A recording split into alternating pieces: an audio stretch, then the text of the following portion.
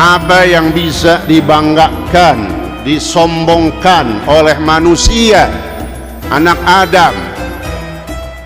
Apa yang mau dia sombongin? Kekayaannya, jabatannya, kekuasaannya, pangkatnya, ilmunya, tenarnya, masyhurnya. Kenapa kata beliau awwaluhu nutfah? Kita harus ingat bahwa awal kita adalah cuma air mani yang menjijikkan. Wa akhiruhu jifah. Akhirnya kita, mati kita menjadi jifah, apa itu bangkai.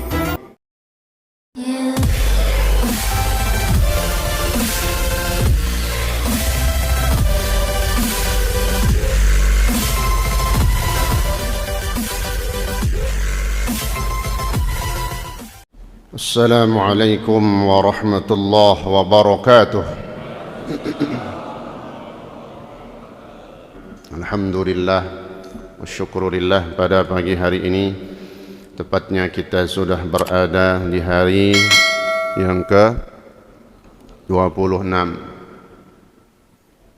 InsyaAllah mudah-mudahan puasa di hari ini dapat kita selesaikan dengan sebaik-baiknya.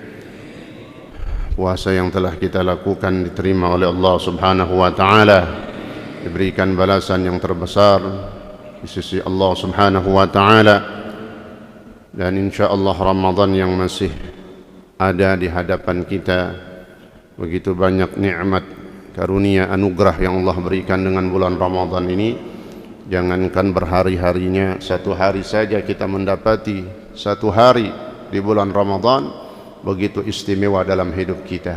Maka mudah-mudahan Allah berikan kita kekuatan sampai selesai Ramadan, bisa melakukan ibadah di dalamnya dengan sebaik-baiknya, puasanya, tarawihnya, baca Qur'annya, dan semua amal soleh kita, sehingga insyaAllah kita bisa mengakhiri Ramadan ini dengan husnul khatimah. Amin ya rabbal alamin. Sebagaimana tadi sudah disampaikan oleh MC, bahkan MC sudah mau lebaran aja tadi dia katanya. Ya, udah minal aidin wal faizin. Insyaallah mudah-mudahan minal aidin, kalimatnya ja'alanallahu wa iyyakum minal aidina wal faizina. Mudah-mudahan Allah Subhanahu wa taala dengan kita beribadah di bulan Ramadan, kemudian hari raya Idul Fitri 1 Syawal kita memperingati hari raya Idul Fitri, minal aidin. Insyaallah kita termasuk orang-orang yang aid, kembali disucikan diri kita, jiwa kita, dibersihkan diri kita dari dosa-dosa. Ketika bersih, maka insya Allah kita jaga lembaran ini menjadi lebih baik lagi. Wal faizin, dan juga mudah-mudahan Allah menjadikan kita semua orang-orang yang beriman, yang beruntung, mendapatkan kemenangan di dunia, kemenangan di akhirat. Kemenangan di dunia, dengan perintah puasa kita bisa menahan hawa nafsu kita. Ketika tertahan hawa nafsu itu, maka sampai selesai dalam jangka waktu yang pendek di bulan Ramadan, berarti kita mendapatkan kemenangan. Kemudian dalam jangka waktu yang panjang sampai kita meninggal, kita bisa menahan hawa nafsu kita, maka kita juga termasuk minal faizin, orang-orang yang dikatakan beruntung dan mendapatkan kemenangan. Amin ya rabbal alamin. Mari kita lanjutkan pelajaran kita dalam kitab Hadis Al-Arba'inun Nawawi. Selanjutnya, yang terakhir kita membicarakan tentang proses penciptaan manusia dalam masa waktu 3 kali 40 hari. 40 hari yang pertama kita sebagai nutfah, 40 hari yang kedua kita sebagai alaqah, 40 hari yang ketiga kita menjadi mudghatan. Maka ketiga unsur inilah setelah melewati 3 kali 40 hari, kemudian disebutnya jumlahnya 120 hari, berarti ketika dibulankan menjadi 4 bulan, maka selesailah proses pembentukan dari mulai air mani, kemudian segumpal darah, yang ketiga segumpal daging, lalu setelah 10 hari, dari 120 tambah 10 130 hari, fayanfukhu fihi ruha, maka ditiupkanlah ruh ke dalam jasad janin ataupun calon manusia yang berada di dalam perut atau rahim seorang ibu. Yang mana kata Sayyidina Ali kemarin, kita ingat ucapan beliau begitu bijaksana dan luar biasa. Kata Sayyidina Ali, kita dengan melihat proses penciptaan diri kita, asal kita itu apa, jadi kita tidak ada sombong di dunia ini. Yang kita lakukan semuanya adalah beribadah kepada Allah Subhanahu wa taala, tunduk dan tawaduk kepada Allah Subhanahu wa taala. Kenapa kata Sayyidina Ali, mal ibni adam wal fakhra awwaluhu nutfah wa akhiruhu jifah wa ma bainahuma yahmilul azarah.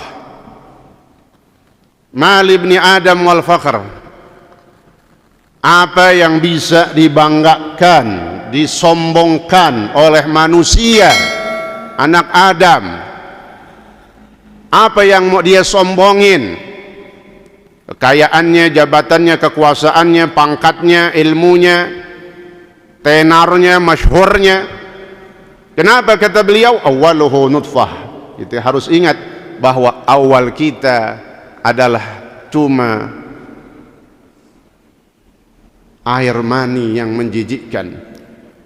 Wa akhiruhu jifah, akhirnya kita, mati kita menjadi jifah, apa itu? Bangkai. Wa ma bainahuma yahmilul azarah, perjalanan antara mulai lahir sampai meninggal senantiasa dia membawa al-azarah, kotoran najis.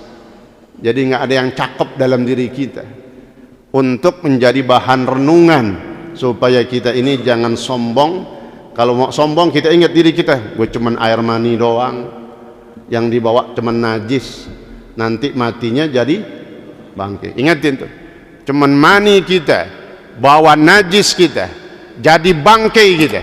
Maka insya Allah mudah-mudahan menjadi lebih baik lagi dalam hidup kita, jadi kita lebih meningkatkan iman kita kepada Allah Subhanahu wa ta'ala. Selesai dari 120 hari atau 4 bulan 10 hari, maka kata Nabi apa? Thumma yursalu ilaihil malak, kemudian diutuslah kepada janin tersebut al-malaku, dikirim ke dalam perut rahim ibu, yang di situ ada calon seorang manusia. Dikirim, diutuslah seorang malaikat, ya. Al-malaku bil bina'il majhul wal mursil huwallahu ta'ala. Sudah jelas yang mengutus di sini, yang menyuruh adalah Allah Subhanahu wa ta'ala. Wa hadzal malaku huwal muwakkal birrahim. Inilah malaikat yang diamanatkan atau diwakilkan, diperintahkan oleh Allah untuk menjaga rahim seorang wanita. Semenjak kapan ini malaikat masuk ke dalam rahim, diperintahkan oleh Allah? Bukan saja setelah 44 bulan, tetapi bahkan dalam hadis lain disebutkan ketika sudah masuk 40 hari pertama masih air mani itu, 40 hari pertama sudah dikirim malaikat, diutus malaikat untuk menjaga rahim ini. Wal muradu bi irsalihi amruhu bit tasarruf, ay ya'murullahu al malaka. Maksud Allah mengirim malaikat ke dalam rahim, yang di situ ada calon, apa kata orang, cabang bayi gitu ya.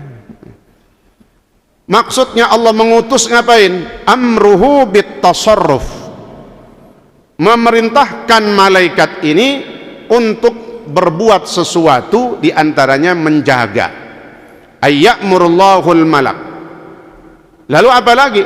Selain menjaga, fayanfukhu fihi ruha.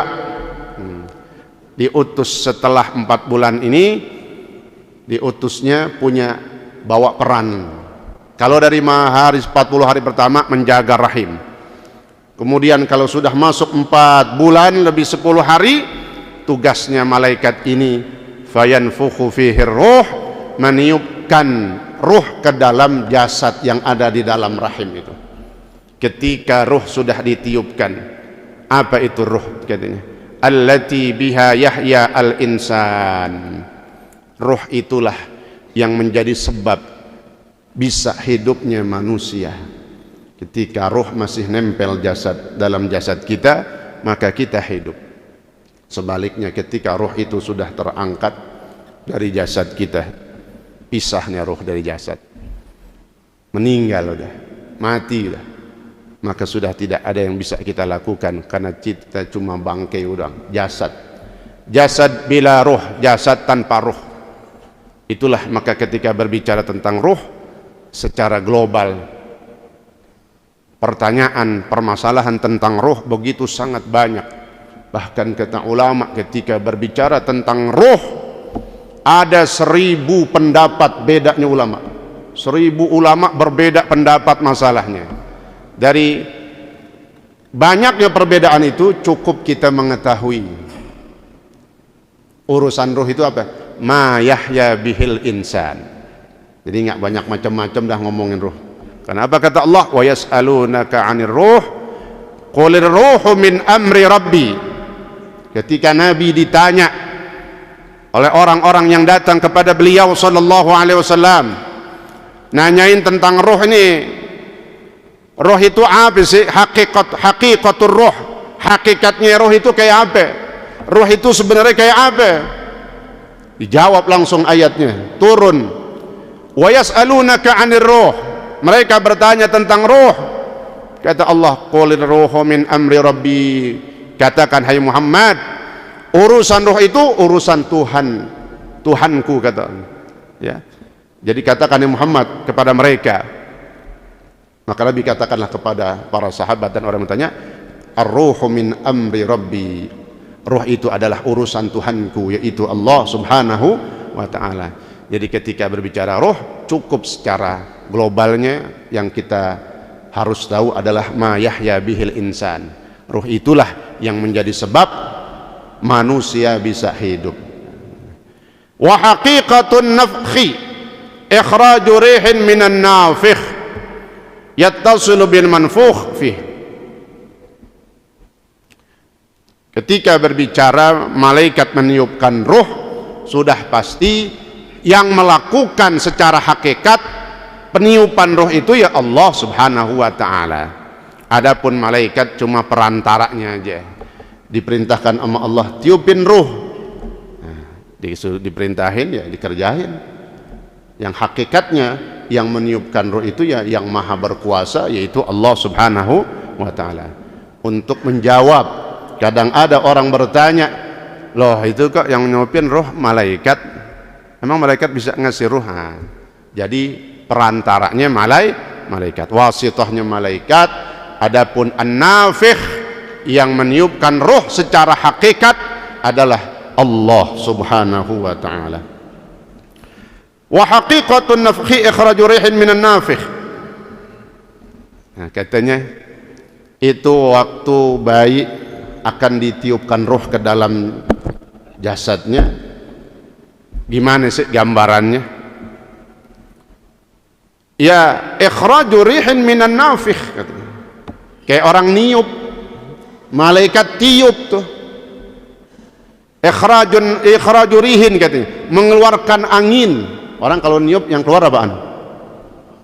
Angin. Kalau diniup yang keluar air, apa namanya itu? Beludah ya. Niup doang itu air doang namanya, apa? Angin doang. Ketika dia bertiup, maka ikhraju rih, mengeluarkan angin dari orang yang meniup, yang nyambung masuk ke dalam jasad yang ditiupkan ruh ke dalamnya. Wal muradu bihi huna al-idkhal. Maksudnya gimana? Ay yudkhilul malakur ruha fil badani ba'da tamami khilqatih. Artinya malaikat meniupkan ruh ini ke dalam jasad, malaikat memasukkan ruh. Nah, itu pemahamannya. Meniupkan di sini maknanya memasukkan ruh ke dalam jasad. Ba'da tamami khilqatih, setelah sempurna proses penciptaan. Bibit udah bakal jadi itu ya 4 bulan 10 hari, nah, ditiupkan roh itu, itulah saatnya yang dikatakan ba'da tamami khilqatih. Fatasarra fi ajza'ihi adh-dhahirah wal batinah. Ketika roh sudah masuk, dari mana itu roh ditiupnya katanya? Minal ya'fuh. Roh ditiup dari ubun-ubun, ini namanya ya'fuh, ubun-ubun tuh ya. Wasatur ra'as haitsu yakunu layyinan minas sabi. Tengah-tengah bagian pala kita, bukan jidat nih di atas. Kalau diangkat peci kita tuh ada ubun-ubun yang bagiannya empuk katanya ya.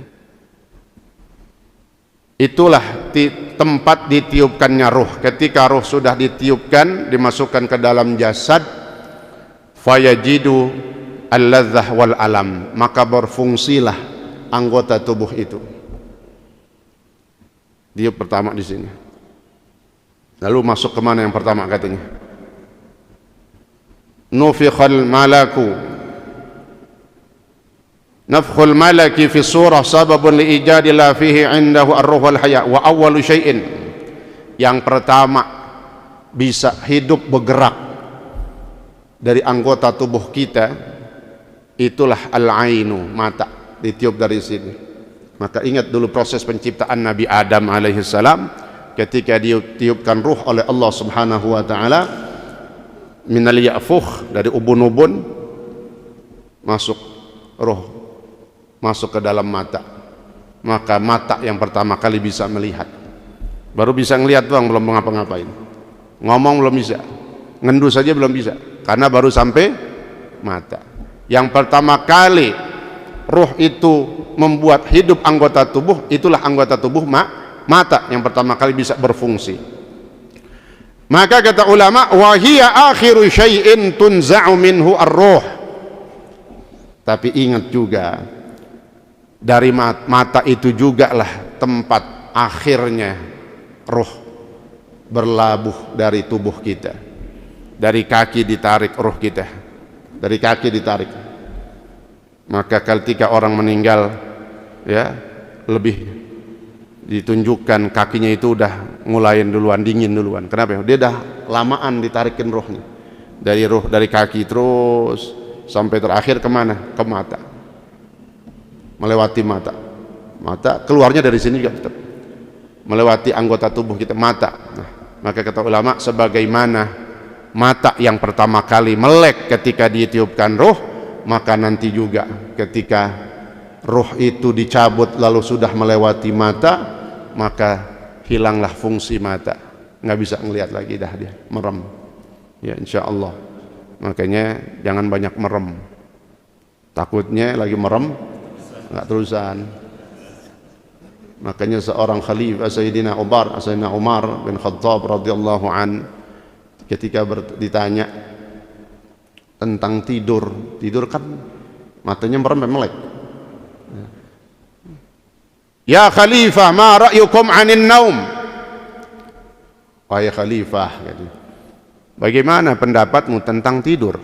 Lihatin dulu, Islam itu luasnya, ilmu Islam itu, syariat itu begitu dahsyatnya, sampai urusan tidur itu ditanya, sampai tidur itu kayak apa di dalam syariat kita, sehingga nanti ada anjuran jangan orang banyak tidurnya, apalagi lagi Ramadan. Ini kebalikan, di luar Ramadan sama dalam Ramadan banyakkan tidurnya di dalam bulan Ramadan. Jangan, justru ketika Ramadan, apalagi di akhir-akhir ya Pak, di akhir-akhirnya mana hari ke-26 pengajian kuliah subuh, apaan aja dah, tarawih, cobaan mata cepat berat banget tuh. Apalagi ngaji dah, baca Quran di akhir-akhir berat banget dah.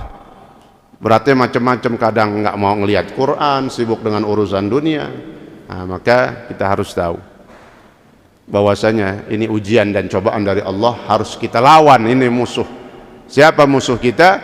Syahwat dan nafsu kita. Maka Khalifah menjawab, an-naumu akhul maut. Tidur itu adalah saudaranya mati.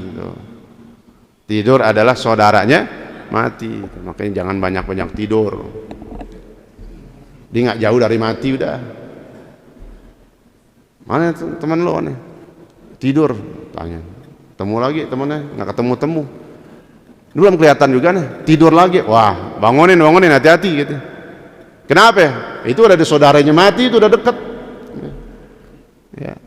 An-naum akhul maut. Kenapa? Memang karena ketika orang tidur diangkat rohnya oleh Allah Subhanahu wa taala. Itu langsung di dalam Al-Qur'an. Roh kita diangkat oleh Allah Subhanahu wa taala, dipegang. Fayamsiku allati qada 'alaiha al-mauta. Maka ada roh yang ditahan sama Allah, udah dipegang, ditahan terus, kagak dibalikin. Beritanya tinggal inna lillahi wa inna ilaihi raji'un. Benderek kuning dah berkibar. Ini orang tidur kagak bangun lagi, alias meninggal. Mudah-mudahan meninggalnya kita husnul khatimah, amin ya rabbal alamin. Tapi ketika kita tidur kok bisa bangun melek? Wa yursilul ukhra. Selanjutnya kata Allah, dibalikin lagi tuh. Ada yang orang hamba Allah dibalikan lagi ruhnya ke dalam jasadnya, melek dah. Digoyang-goyangin sama bininya, bang bangun. Alhamdulillah. Maka ucapan orang bangun dari tidur, alhamdulillahilladzi ahyana ba'dama amatana wa ilaihin nusyur. Segala puji bagi Allah, alhamdulillah, yang telah menghidupkanku kembali. Alhamdulillah, bahasa Betawinya gue dihidupin lagi, habis mati. Apalagi memang belum dikasih THR, udah ngarep-ngarepin banget udah. Ya. Alhamdulillah, nih kiran terima THR-nya katanya, terima bonus macam-macam. Urusan dunia, ada yang mau teken kontrak, ada yang mau teken obyekan gol, kan hidup masih girang banget. Alhamdulillah, gancang banget, mandi buru-buru, ya. Subhanallah, itulah nikmat, ya. Nikmat yang Allah berikan daripada nikmat mata. Tapi kita gunakan ketika bulan Ramadan ini untuk kita lebih banyak melakukan kebaikan. Jadi mata itu yang pertama kali melek berfungsi ketika ditiupkan ruh, juga nanti yang terakhir berfungsi itu ya mata ketika ruh sudah dicabut dari jasad. Wa awwalu syai'in yasra'u ilaihi al-fasad. Masih ngomongin mata nih katanya. Dan mata itu juga katanya, ini dalam tinjauan syariat cocok sama dengan tinjauan kedokteran. Tibban wa syar'an disebutnya. Tibban dari ilmu kedokteran, syar'an dari pandangan ilmu syariat ataupun agama kita. Apa itu katanya? Wa awwalu syai'in yasra'u ilaihil fasadu. Anggota tubuh yang pertama kali lebih cepat mudah rusak, terganggu, ya. Masih segar badannya, tapi udah kagak ngelihat gitu. Apa namanya itu, rabun apa ya? Masih tubuhnya segar dah semuanya, komplit, kemana aja masih bisa, ya. Dibantu kadang kita dengan pakai kaca mata, ya. Subhanallah. Ini memang kalau kita lihat, oh seperti itu, ya. Enggak orang tua aja, ada anak kecil yang masih TK udah kaca matanya tebal banget. Oh, ya, kacamata apa namanya itu? Ya. Kacamata kuda. Oh, bukan, ya, kacamata dah gitu. Lihat itu Pak. Kita nggak bayangin tua sekarang. Masih kecil ada, ya, udah tebal tuh minnya ya. Ya Allah. Na'udzubillah min dzalik. Wa yajuzu at-tasabbuq fi ilqa'il hamli qabla nafkhir ruh fihi.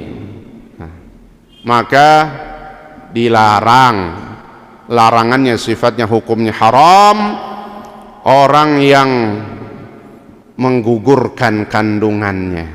Apa disebut? Aborsi. Karena sudah ada nyawa di dalamnya, udah ada manusia, makhluk yang hidup di dalamnya, itu haram. Aborsi, qatlun nafas disebutnya, membunuh manusia. Kenapa? Waruwiya, ada kisahnya itu. Kenapa hukumnya haram dan nanti berkaitan pada hari kiamat tanggung jawabnya. Waruwiya anna siqata ya'ti yaumal qiyamah wa lahu sawtun mithla ar-ra'd yastaghithu wa yunadi ana al-madlum fayata'allaqu bi ummihi wa yaqulu ya rabb sal hadhihi lima qatalatni fayaqulu Allah ta'ala lima qataltihi wa qad haramtu qatlan nafsi illa bil haqq. Nanti orang-orang yang menggugurkan kandungannya, yang tukang aborsi, ya termasuk hukum kena haram orang yang buka prakteknya, gitu ya. Segala sesuatu yang berhubungan dengan sesuatu yang haram, malil wasail hukmul maqasid. Aborsi hukumnya haram, buka prakteknya gimana? Sama, yang membantu keharaman hukumnya haram, itu kaidah, ya. Maka apa katanya? Nanti as-siqat, siqatun, siqat itu bahasanya jatuh, yang dikeluarin sebelum waktunya, ya. Ini yang aborsi, ya, bukan keguguran tanpa sengaja, ya. As-siqat di sini yang sengaja dibunuh, ya. Artinya diaborsi. Nanti ini bayi datang pada hari kiamat.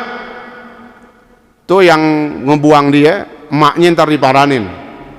Ya'ti yaumal qiyamah. Tapi ingat, ini bocah yang masih kecil, yang kecil banget sudah, ya, baru cuma 4 bulan. Dia datang pada hari kiamat dengan membawa pecut. Jangan kayak bayangin tuh bocah emang sanggup megang pecut. Ini urusan Allah udah, jangan kayak protes, ya. Dia datang nih anak dengan membawa pecut. Pecutnya bukan kayak pecut-pecut dunia, mithla ra'ad, itu menyala tuh pecut seperti kilat. Begitu, belum dipecut kita udah gini-gini aja udah takut banget, ya. Gue ngeri lo, jangan deket-deket gue deh, katanya. Baru digini-gini doang tuh pecut. Pecut biasa aja kita takut, apalagi pecut kilat, pecut petir tuh. Sambil berkata, komplain, dia komplain, protes.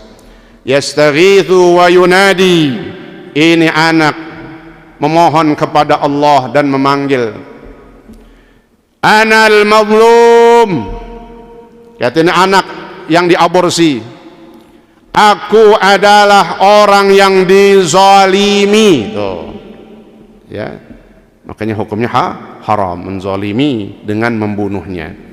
Aku orang yang dizalimi, maka langsung dia gelayutan, tahu gelayutan? Fayata'allaq bi ummi, gelayutan di ibunya, nempelin tuh.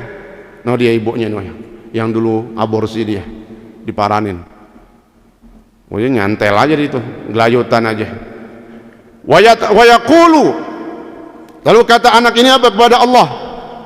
Dia mohon kepada Allah apa? Sal hadhihi lima qatalatni. Ya Allah, tanyalah ini orang. Ya Allah, tanya ini orang. Siapa itu orang? Ibunya. Tanya kenapa dia membunuhku, lima qatalatni, kenapa dia aborsi aku, dia bunuh aku, ya, ditanya sama Allah. Fayaqulullah ta'ala, maka Allah bertanya kepada ibu ini, lima qataltihi wa qad haramtu qatlan nafsi illa bil haqq. Kata Allah kepada ibu ini, iya, kenapa kau membunuhnya sedangkan aku telah mengharamkan membunuh jiwa seorang manusia kecuali dengan dibenarkan di dalam syariat.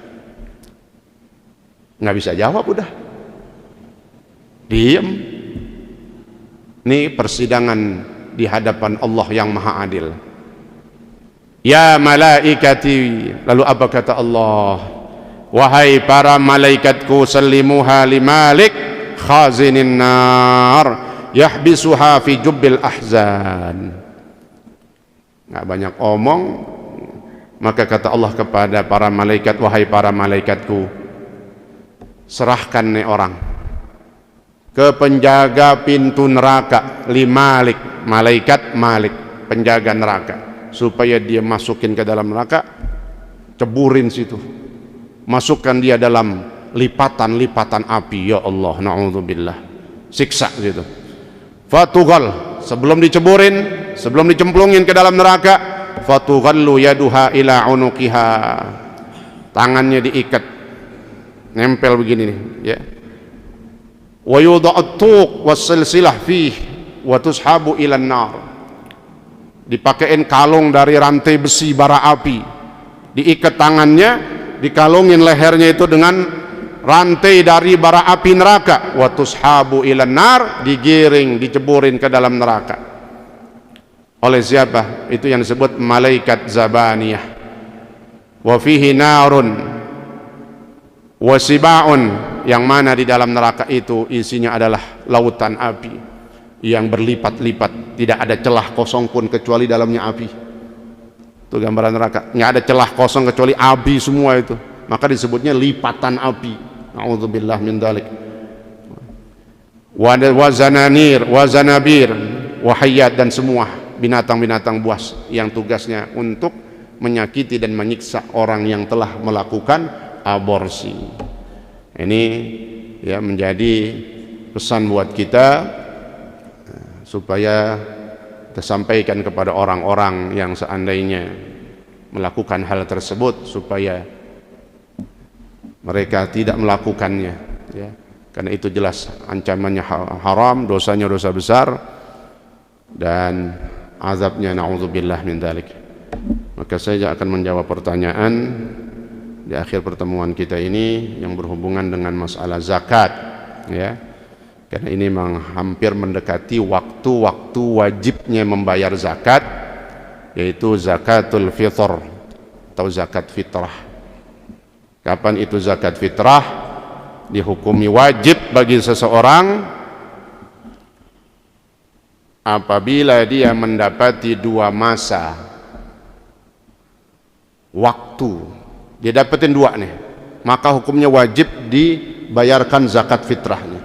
Yang pertama, dia mendapati waktu atau masa bulan Ramadan, meskipun cuma berapa menit doang, setengah jam, sejam.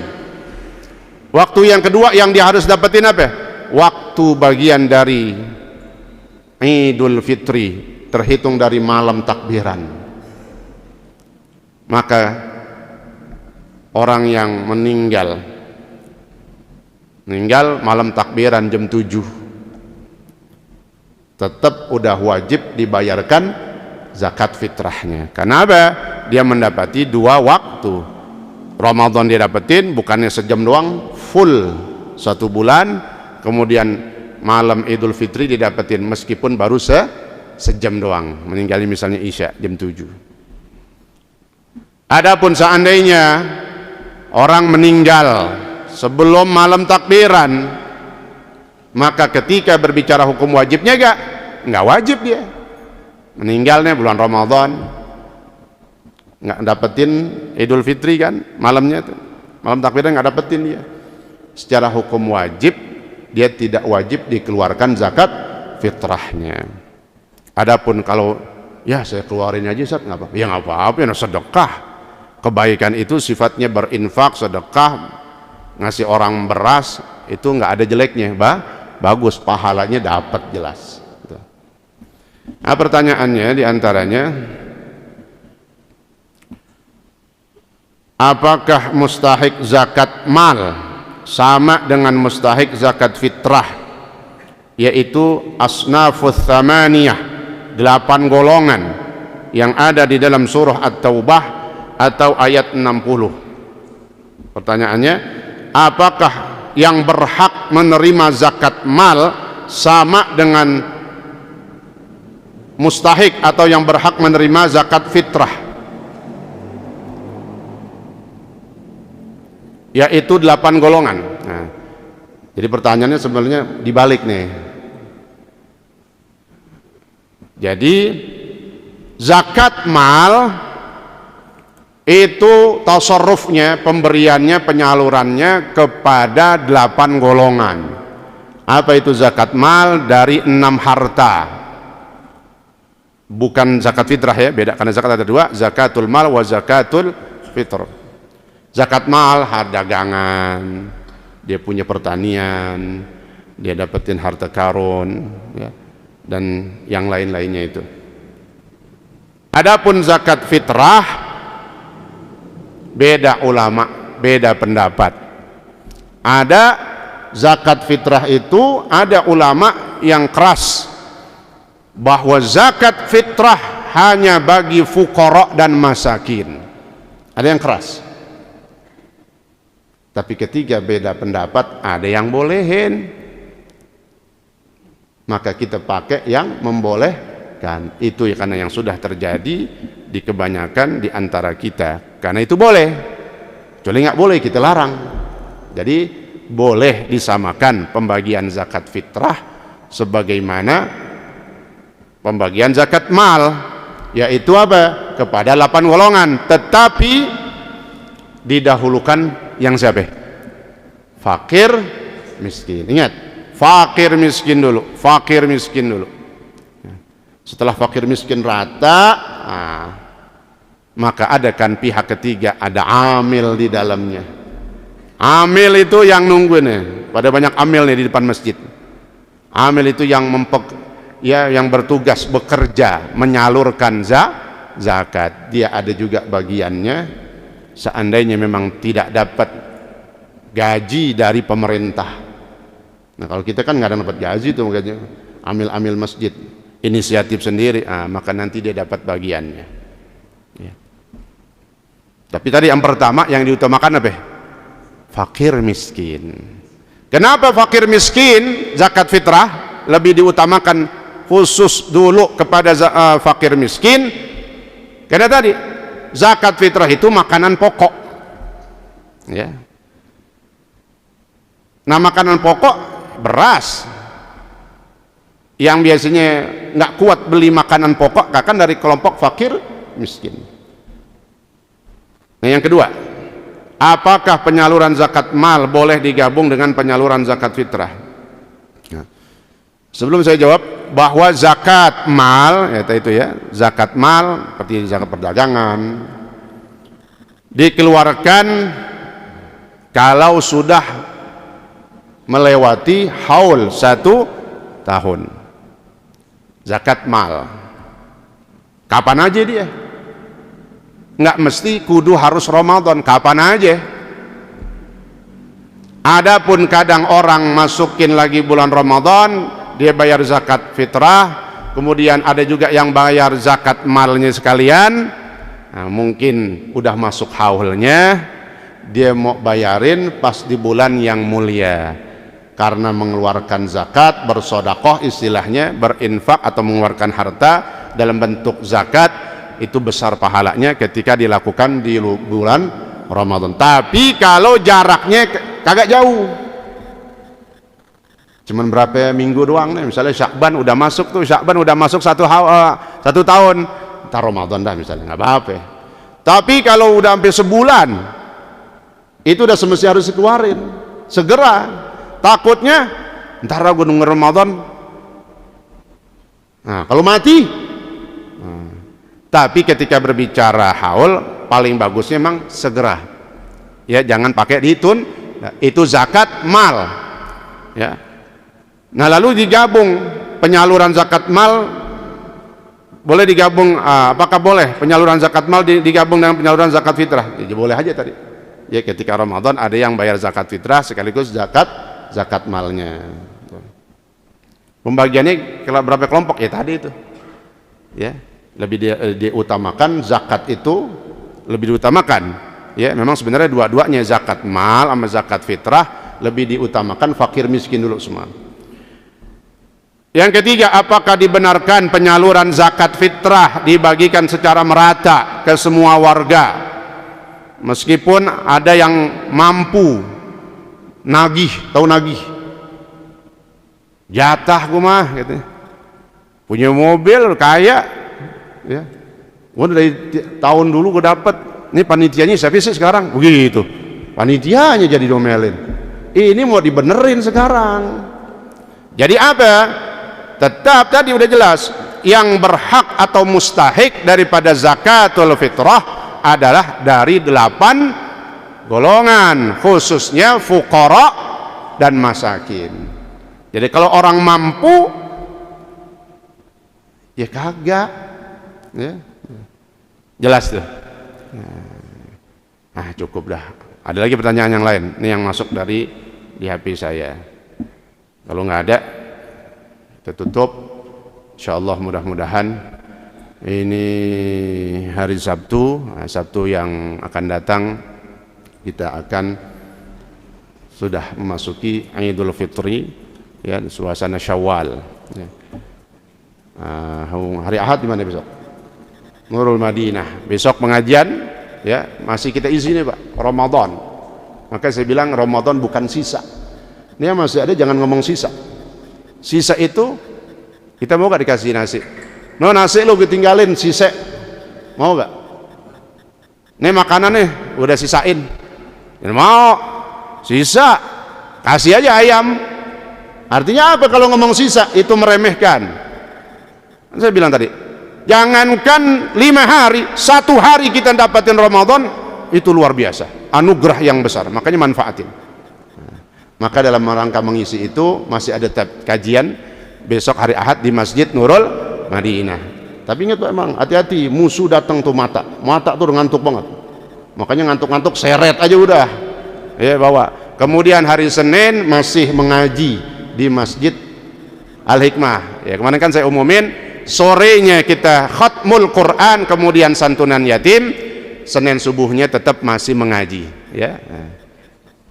Terakhir kemudian Selasa itu di Masjid Al-Khair ya, insyaallah di situ kita akan mendengar cerita tentang kisah yang luar biasa yang disebutkan oleh para mujahid katanya, orang yang berperang Badar, para pahlawan ataupun para syuhada, cerita di situ keajaiban perang Badar katanya.